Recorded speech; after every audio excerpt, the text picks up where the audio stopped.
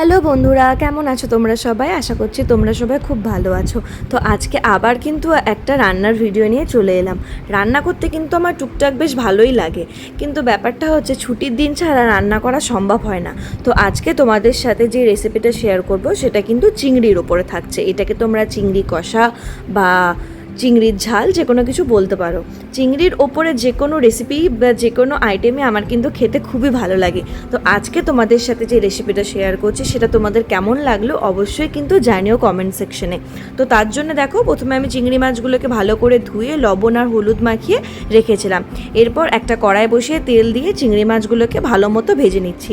আর চিংড়ি মাছ ভাজা খেতেও কিন্তু খুব ভালো লাগে। তোমরা কি কখনো ট্রাই করেছো? যদি ট্রাই না করে থাকো তাহলে অবশ্যই একবার ট্রাই করো, আশা করি তোমাদেরও খুব ভালো লাগবে। এখানে দেখো চিংড়ি মাছগুলো প্রায় ভাজা হয়েই গেছে।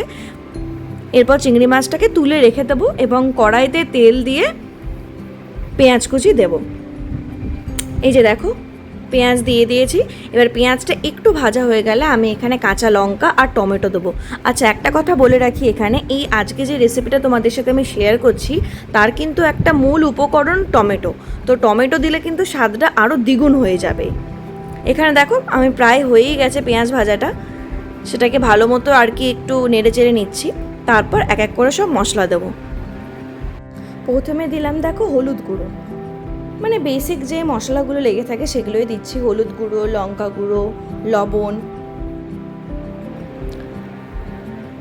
চিংড়ির এই রেসিপিটা কিন্তু একটু ঝালঝালি হয় খেতে, কিন্তু এক কথায় তো দুর্দান্ত লাগে খেতে। চিংড়ি মাছের মালাইকারি তো আমরা প্রায় খেয়েই থাকি, কিন্তু একবার এভাবে বানিয়ে দেখো, আশা করি তোমাদের ভালো লাগবে। আর হ্যাঁ, এখানে কিন্তু আমি যে মশলাগুলো দিলাম, যেমন লবণ, হলুদ গুঁড়ো, লঙ্কা গুঁড়ো, সেটা দেওয়ার পর সামান্য একটু গরম জল দিয়েছিলাম। আর হ্যাঁ, আমি আগেও বলেছি যে কোনো রান্নাতে যদি আমরা গরম জল ব্যবহার করি তাহলে কিন্তু রান্নার স্বাদ দ্বিগুণ হয়ে যায়। তো এখানে দেখো আমরা কিন্তু মোটামুটি প্রায় মশলাটা কষানো হয়ে গেছে। একটু তেল ছেড়ে আসলে আমরা এখানে গরম জল দিয়ে দেবো।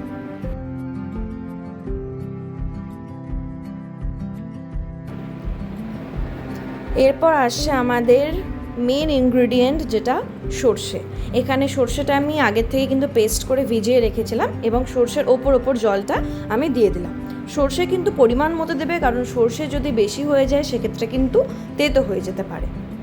এখানে সর্ষেটা দেওয়ার পর একটু জল অ্যাড করে দেবো, ব্যাস তাহলে আমাদের কমপ্লিট।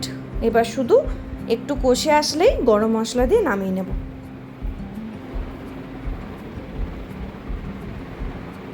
এই যে দেখো, প্রায় অনেকটাই কষে এসছে। এরপর আমি একটু গরম মশলা দিয়ে নেব।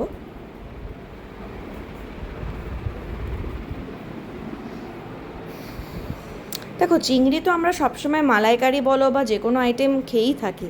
এভাবে একদিন চিংড়ি বানিয়ে দেখতে পারো, আশা করি তোমাদের খুব ভালো লাগবে। আর যদি তোমাদের ভালো লেগে থাকে রেসিপিটা, তাহলে অবশ্যই কিন্তু কমেন্ট সেকশনে জানিও যে কেমন লাগলো। চলো, আবার দেখা হবে পরের কোনো একটা ভিডিওতে।